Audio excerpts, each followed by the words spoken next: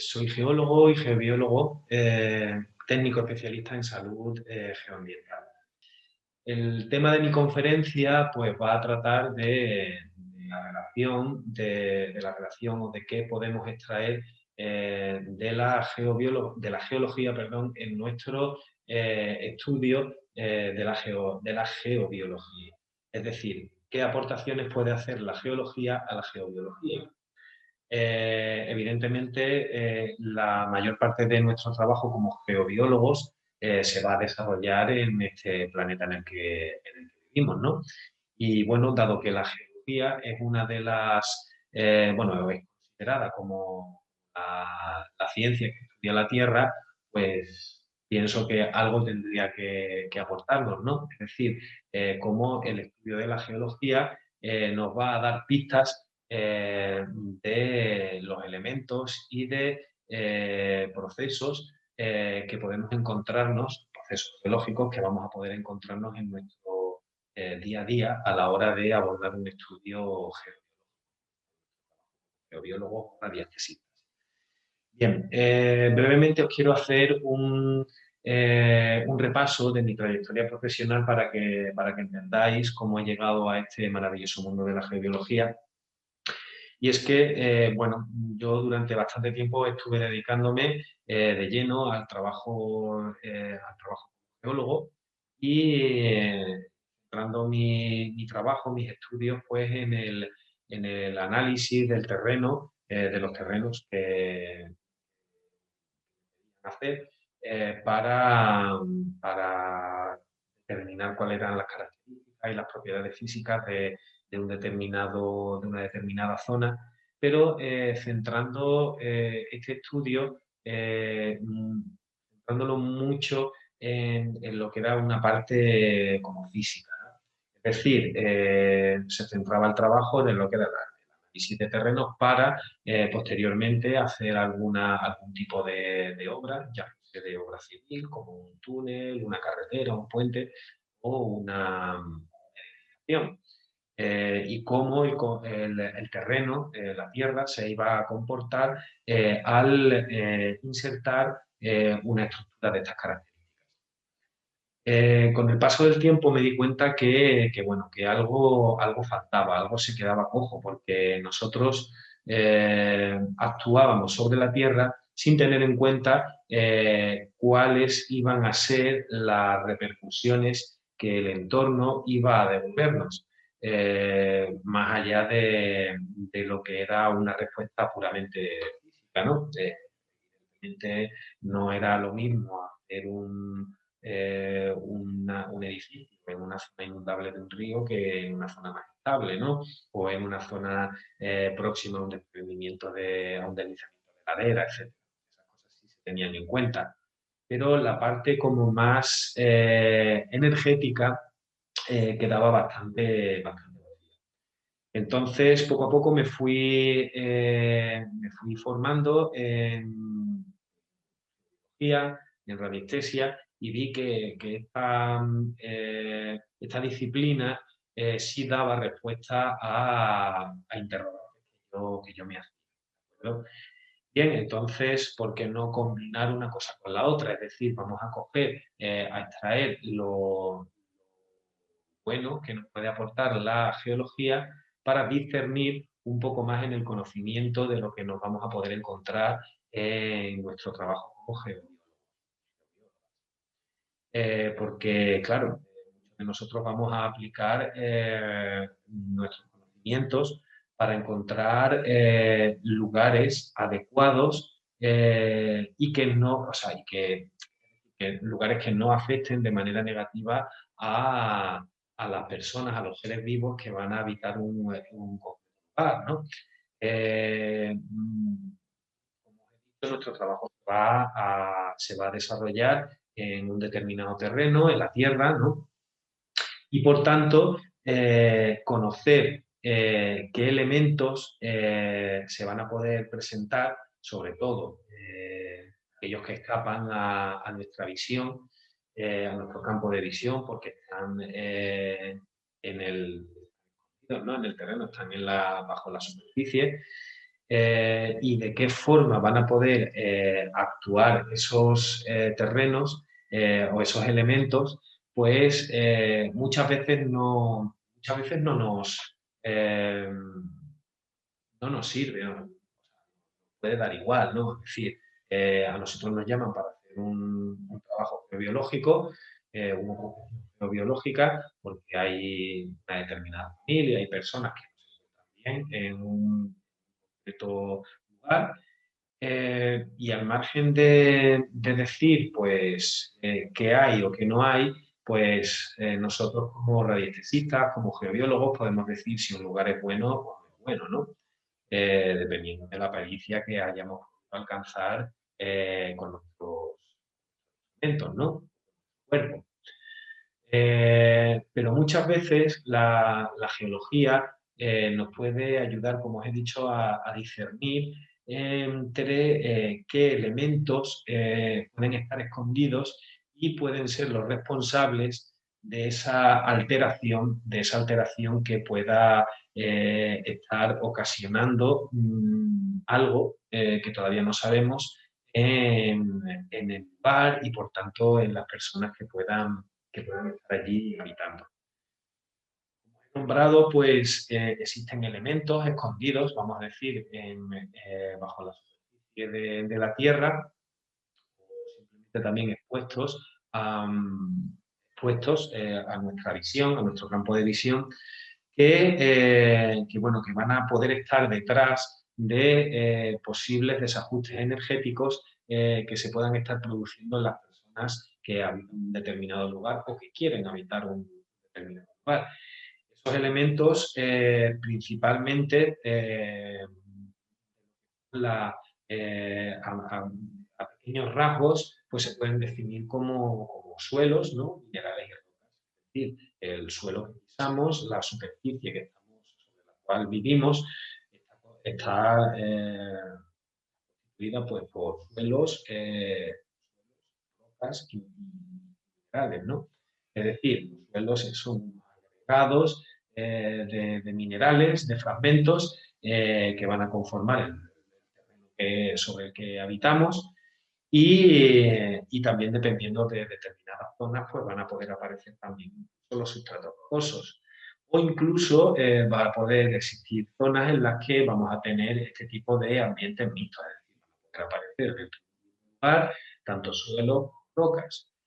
Y a grandes rasgos, pues la interacción o el comportamiento de estos elementos, pues también van a poder dar lugar a otro tipo de elementos de mayor escala, de mayor magnitud, como puedan ser lo que conocemos en geología como pliegues, las fallas, aguas subterráneas, etc. Dependiendo del lugar en el que nos hayan solicitado hacer un estudio geobiológico, vamos a poder encontrarnos pues, unos u otros, es decir, la interacción entre ellos. Como os dije, estos elementos pues, van a tener unas propiedades que van a poder detectarse y se van a poder medir. Es decir, los suelos o las rocas tienen una definición clara. El suelo es un agregado constituido por una parte sólida, una parte gaseosa y una parte fluida. La parte sólida puede tener un tamaño de grano grande, un tamaño de grano pequeño, tener una cierta cohesión. Todas estas cosas se miden. Incluso en los elementos de mayor escala, como puedan ser un pliegue, una falla, una diacasa o fractura, pues también se pueden medir y van a tener unas propiedades físicas muy características. Bien, todo esto es muy importante porque nos va a poder, como os dije al principio, nos va a poder ayudar a caracterizar, o más bien en nuestro trabajo, más que caracterizar, pues a discernir o discretizar entre qué es lo que puede estar ocasionando un determinado desajuste energético. Porque todos sabemos que, por ejemplo, en la vertical de una corriente de agua subterránea se producen alteraciones, ¿no? Pueden ser medidas, o incluso en planos de contacto entre materiales de composición o de distinta edad. geológicas o fallas, se pueden producir también escapes de energía, puesto que fallas, ya sean activas o que sean antiguas, pues por ahí hay una acumulación de energía donde rápidamente se puede liberar y producir lo que ya conocemos como terremotos. Es decir, son zonas de inestabilidad en las que, se va a producir un determinado, vamos a decir, escape de y todo eso, pues, lógicamente se puede medir. Ir basándonos en esas propiedades físicas y químicas que van a presentar todo este tipo de elementos. Bien, una de las principales características en las que nos vamos a basar, o propiedades en las que nos vamos a basar para nuestra determinación en geología, en nuestra determinación de determinado tipo de suelos, rocas, etcétera, incluso estructuras como puedan ser fallas, etcétera, o incluso agua subterránea, acuíferos, etcétera, pues van a ser las propiedades físicas que llamamos. Y en base a esto, pues se identifican una serie de técnicas de prospección física, que ahora os voy a enumerar y os voy a presentar pues, en una presentación que os he traído. Quiero decir que las técnicas de prospección geofísica que os presento aquí ahora, generalmente no se utilizan en trabajos geológicos. Un trabajo geobiológico, dependiendo de la envergadura que vaya a poder alcanzar ese trabajo, pues no se solicitan este tipo de pruebas, puesto que es el radiestesista, el geobiólogo, el que hace de instrumento. Las técnicas de prospección física se basan en propiedades físicas de los materiales que se quieren reconocer, pues hacen las veces de geodiólogo y estesista. Pero, en definitiva, lo que son detectores de alteraciones de alguna propiedad física que estamos viendo. Y esos detectores pueden ser fácilmente sustituidos por el prospector o la prospectora que esté haciendo. Bien, voy a pasar ya a compartir la pantalla. Como he dicho, las técnicas o los métodos de prospección geofísica se van a basar en propiedades físicas de los materiales que queremos reconocer. Algo en común que tienen estos métodos o estas técnicas de prospección geofísica es que, por así decirlo, van también a ciegas, al igual que un geólogo, que un radiestesista. ¿Por qué?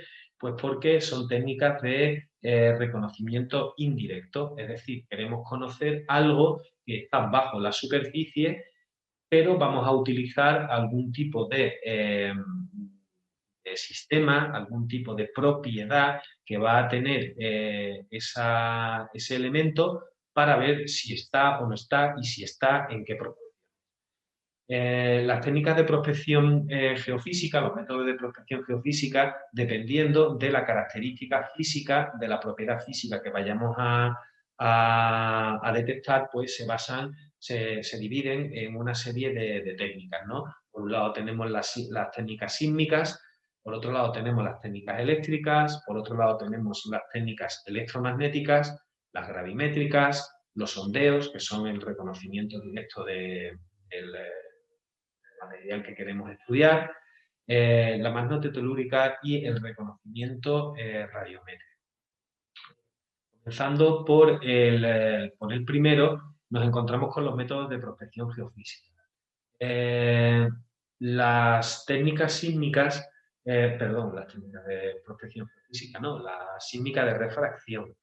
Las técnicas sísmicas, os he dicho que iban a ser activas, ¿de acuerdo? Las que principalmente se utilizan en geología son activas, puesto que también existen otro gran bloque de técnicas, de técnicas sísmicas que son las pasivas, pero que son menos utilizadas, puesto que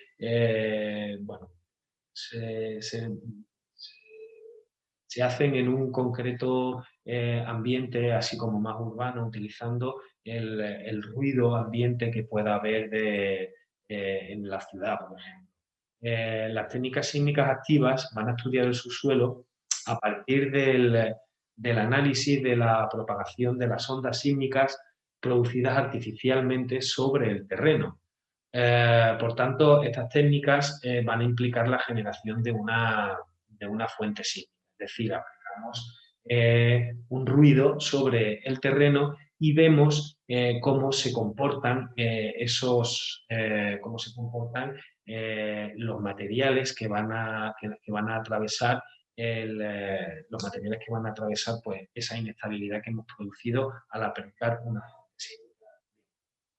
Concretamente, la sísmica de refracción pues, va a utilizar, como su nombre indica, la refracción de las ondas P y S, que son las ondas primarias y secundarias que se producen en un terremoto. Pero en este caso el terremoto lo hemos producido nosotros artificialmente al golpear el terreno.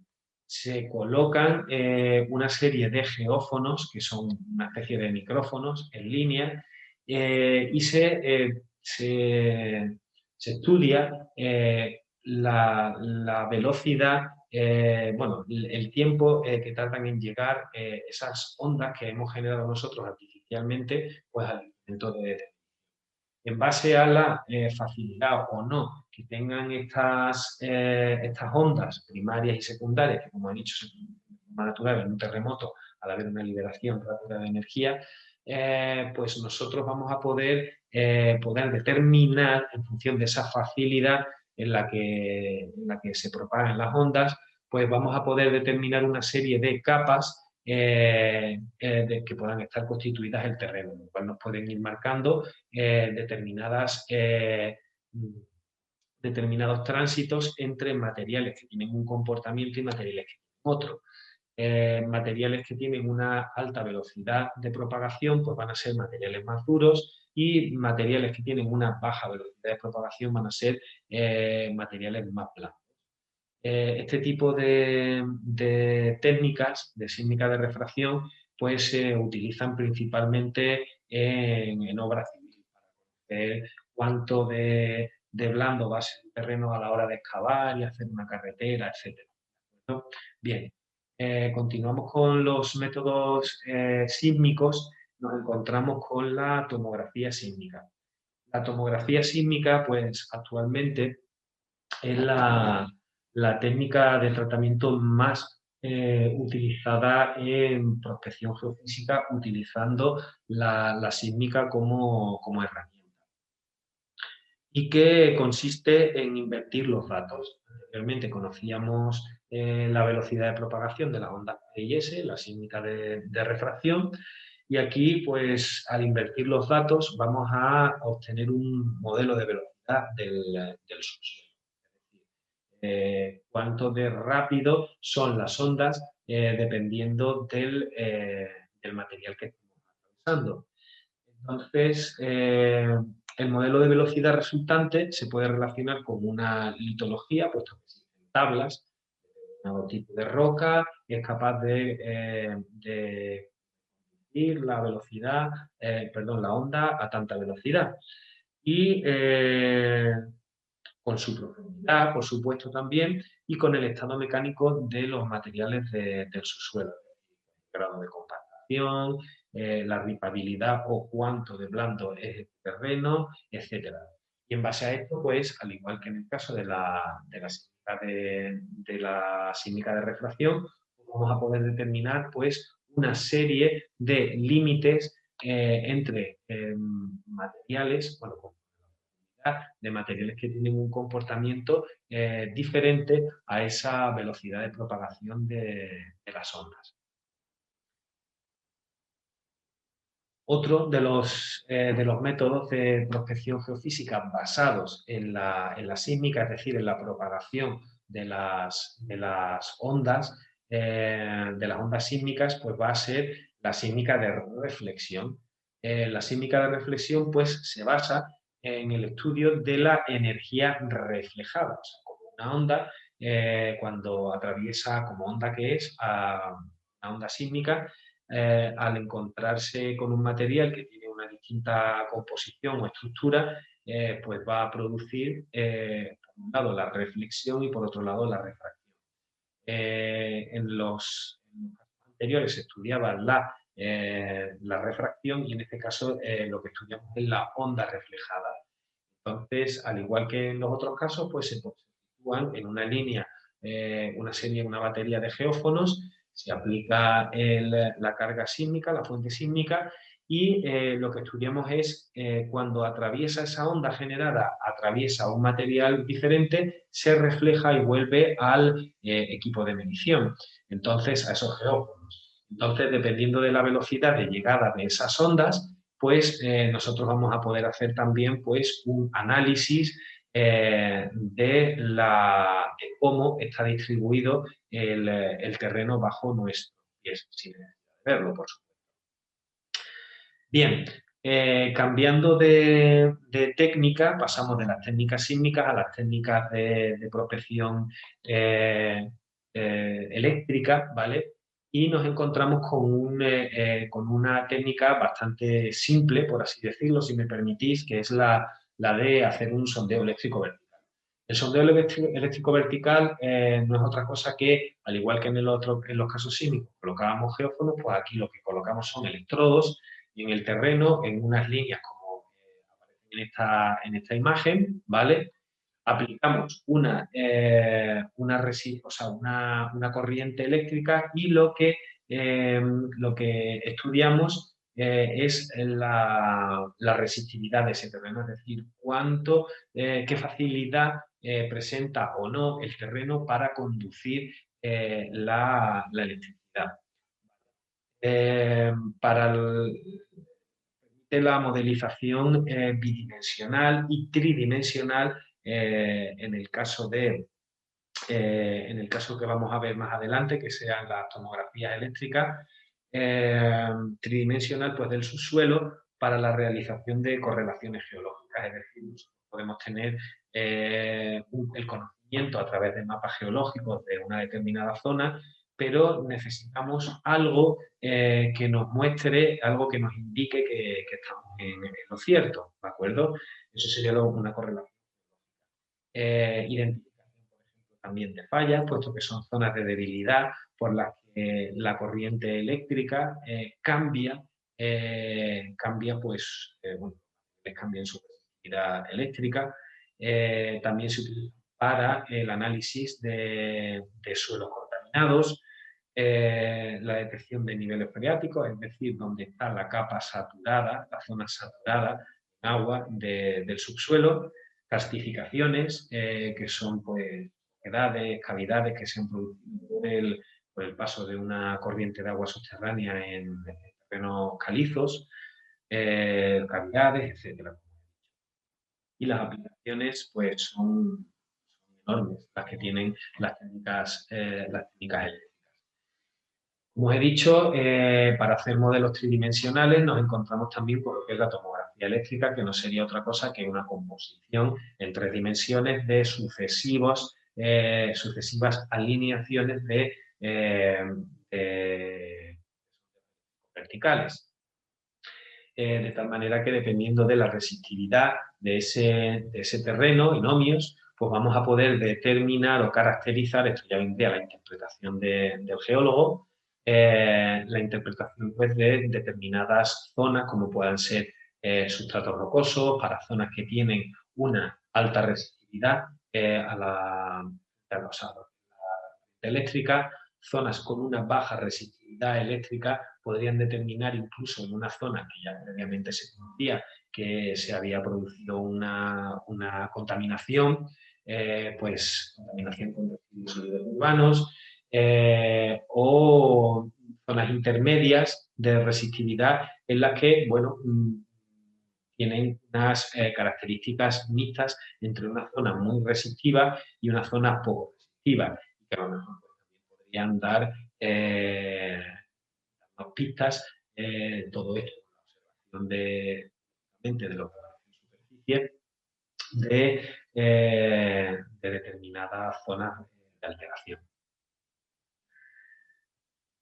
Entramos ahora en otro bloque que serían lo que son las técnicas electromagnéticas, ¿vale?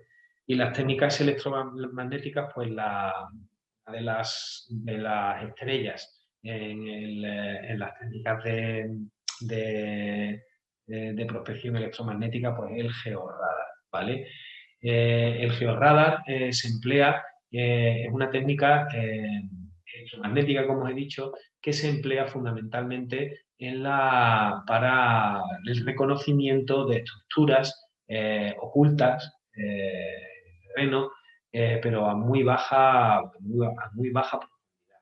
Una técnica que da un nivel de detalle muy elevado, pero en contrapartida no es capaz de penetrar a grandes profundidades, cual nos va a poder dar un reconocimiento a un nivel de detalle muy elevado hasta unas profundidades del entorno hasta los 5 metros de profundidad, pero con un nivel de detalle bastante elevado.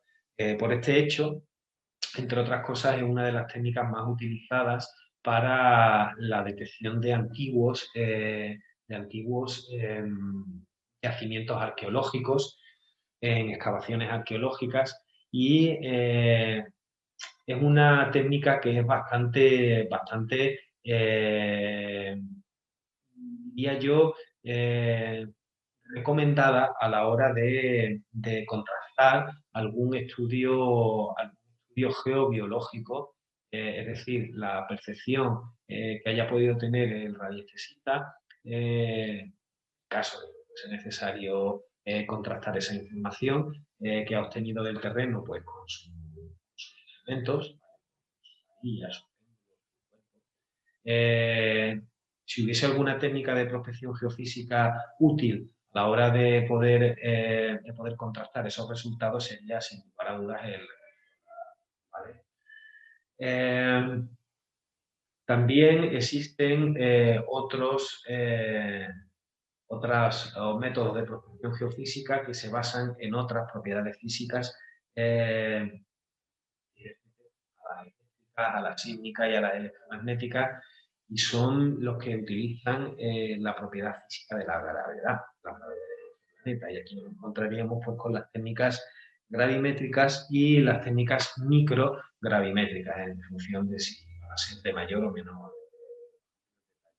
Es decir, nosotros sepamos que la gravedad, ¿no? tiene un valor, ¿no? Se considera como constante, ¿no? Para hacer determinados problemas de física, pues no en todas las partes de la Tierra, pues tanto a nivel escala global como a escala local, o sea, a escala regional como a escala local, pues van a tener unos valores homogéneos.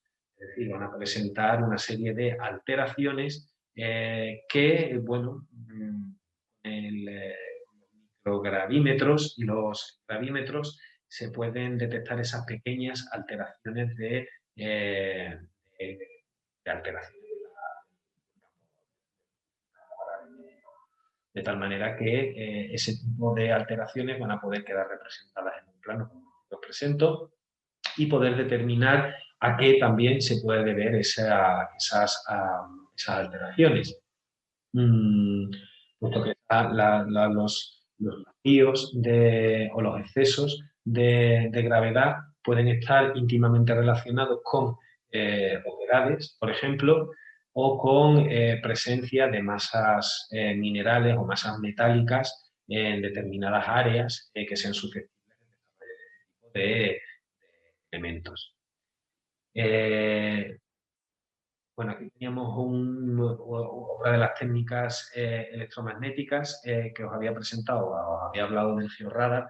Aquí tenemos otra técnica electromagnética que es también muy común en prospección geológica, en prospección geofísica, y bueno, que es utilizando una corriente electromagnética. En este caso ya sí podemos estar hablando de profundidades de reconocimiento mayores, y que se trata básicamente de introducir una corriente electromagnética en el terreno, en la vertical, y ver cuál es la variación de esa corriente electromagnética a lo largo de esa vertical y en función de los resultados, pues, al igual que en los anteriores, pues, se pueden discernir posibles presencias de zonas saturadas o con un potencial hidrogeológico alto, zonas con un potencial hidrogeológico bajo o zonas incluso eh, que sean impermeables, ¿no? Los métodos de testificación geofísica de sondeo, pues no es otra cosa que hacer un sondeo en el terreno hasta determinadas profundidades en las que no soliciten el reconocimiento y aprovechando la humedad que se ha hecho en la vertical, pues introducir una serie de elementos, de instrumentos para, para ver el gamma, la resistividad del terreno, etc. Eh, y es que, a ver, definitivamente, aunque las técnicas de prospección geofísica son bastante útiles en geología, y por experiencia os digo que por sí solas nos pueden decir poca cosa. Es decir, eh, son técnicas muy potentes, pero bueno, que el geólogo o el físico tiene que estar bastante adiestrado en la interpretación de los resultados, porque no deja de ser una interpretación. Al igual que en geobiología, el radiestesista tiene que estar muy adiestrado en el uso del instrumento, ¿no? Y en la percepción que pueda estar provocando una cierta inestabilidad, una cierta irregularidad dando. Las técnicas de prospección geofísica van también como ciegas. Es decir, todo el geofísico que va a tener que tener esa pericia en interpretar los resultados que nos están ofreciendo las diferentes técnicas que utilizamos y afinar en su interpretación, puesto que con simplemente una gráfica como nos voy a presentar aquí, pues poco nos podemos decir. Es decir, tiene que tener una serie, un bagaje amplio en el reconocimiento de terrenos con este tipo de técnicas para ir contrastando esos resultados pues, con resultados presentes en bibliografía o incluso, ¿por qué no?, acompañarlos de otro tipo de técnicas que sean de reconocimiento más directo, como en este caso tenemos la testificación geofísica de sondeos o la testificación de sondeos geotécnicos. Simplemente es, por ejemplo, en el caso de una tomografía sísmica o un sondeo eléctrico vertical o una tomografía eléctrica, hemos visto aquí, las técnicas electromagnéticas, pues por sí solas a lo mejor nos pueden inducir a error porque distintos elementos ocultos bajo la superficie van a poder tener un patrón de alteración similar al que nos puedan estar presentando determinados resultados. Entonces, necesitamos conocer sí o sí cuál es sobre todo en trabajos que son importantes como Brasil, ¿no? Conocer qué elemento es el que pueda estar detrás de una gráfica de este tipo, ¿no? Entonces, el conocimiento directo es fundamental, ya sea por testificación de sondeos geotécnicos o por un reconocimiento de estructuras que puedan aflorar en la superficie, etc. Y esa, sin lugar a dudas, es una de las principales aportaciones que pueda hacer la geología a la geobiología y que os comentaría al final de la presentación como. Bien, para terminar, tendríamos un par de técnicas más que serían la la magnetotelúrica y el reconocimiento radiométrico. En el caso de la magnetotelúrica, pues es una técnica que consiste en medir desde la superficie, ¿vale? Fluctuaciones temporales de campos electromagnéticos, pero ojo, campos electromagnéticos naturales, no inducidos por un equipo, ¿de acuerdo?, de medición, sino campos electromagnéticos naturales de la Tierra. Nosotros sabemos cómo las tormentas eléctricas y corrientes ionosféricas, la interacción que existe entre el Sol y la Tierra van a producir tormentas geomagnéticas que van a tener, sin lugar a dudas, un impacto en la superficie del planeta, dependiendo de la composición que tenga ese, ¿no? Donde o sobre la que se produce esa alteración magnetotelúrica.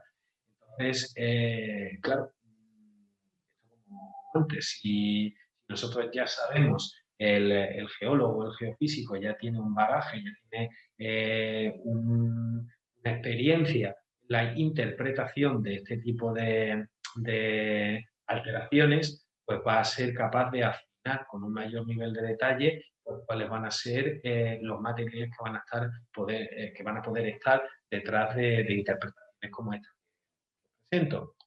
Bueno, y luego ya por último, y no por eso menos importante, serían los reconocimientos radiométricos. En los reconocimientos radiométricos lo que vamos a hacer es medir la contribución en ciertas ventanas de energía gamma, ¿vale?, asociadas a isótopos inestables. Con lo cual, se van a poder realizar determinaciones relativas de concentraciones de elementos radioactivos asociados a minerales presentes en determinadas rocas, ¿no?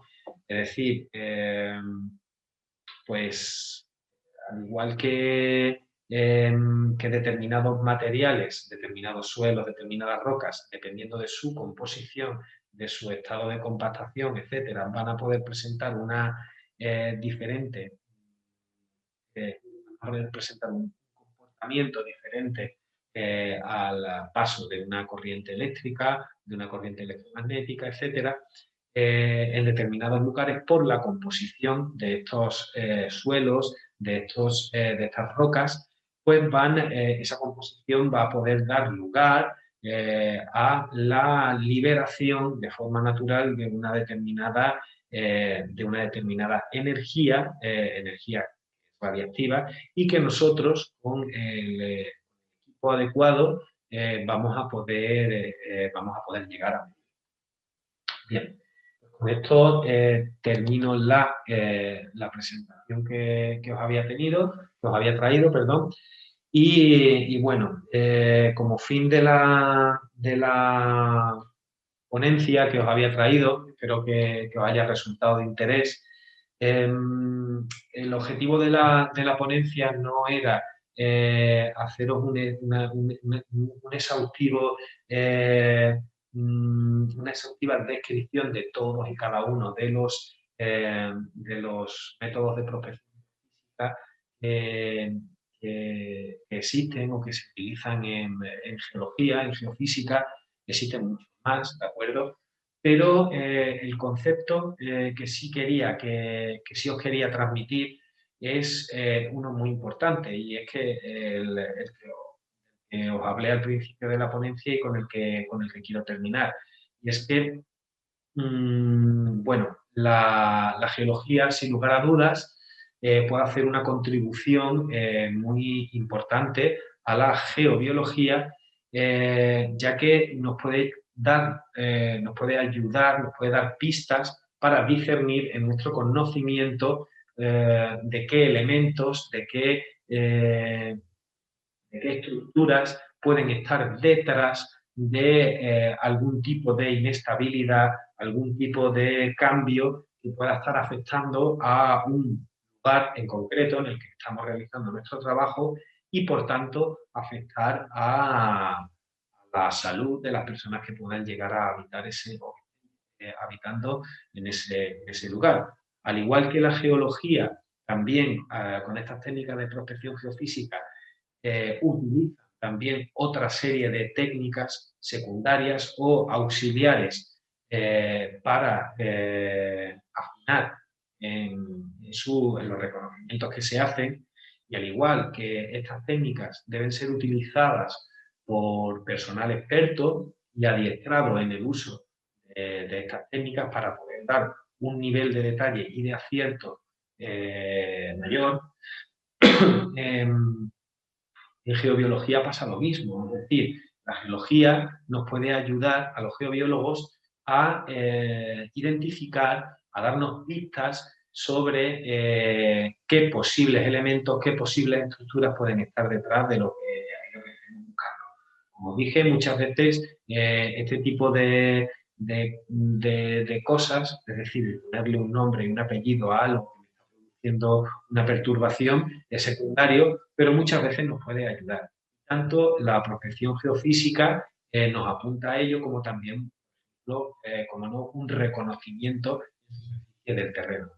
Lógicamente, dado que en geobiología el instrumento somos nosotros, y muchas veces por el estado en el que te encuentras te puedes dejar fácilmente influir por lo que estás viendo en el exterior y tal, yo recomiendo que al principio las personas que queráis profundizar más en el conocimiento de la geología y de los elementos que pueden ayudarnos o que pueden aparecer en el subsuelo o en superficie, que nos pueden ayudar a reconocer una determinada inestabilidad geobiológica, os recomiendo a que este tipo de conocimientos los apliquéis después de haber hecho el estudio geobiológico, que sirvan como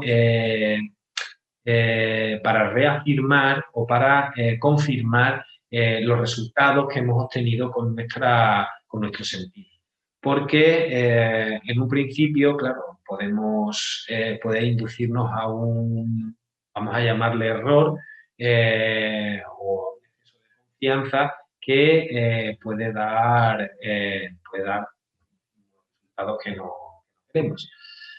Bien, pues nada, como os he dicho, espero que mi contribución a este congreso haya resultado de interés, y bueno, pues espero que lo disfrutéis todo.